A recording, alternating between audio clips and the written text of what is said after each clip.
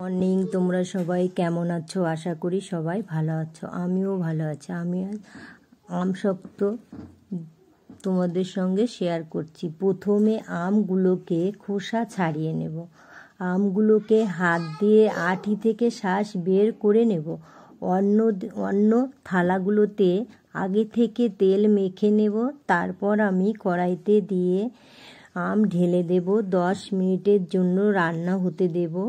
তার মাঝে সামান্য একটু চিনি। এরপর আমের মিশ্রণ থালাতে ঢেলে দিয়ে রোদ্দুরে 2-3 দিন সময় লাগবে আমার আমসত্ত্ব রেডি হতে। রোদ্দুরে দিয়েছি। তোমাদের ভালো লাগলে অবশ্যই একটা লাইক করবে। বাই।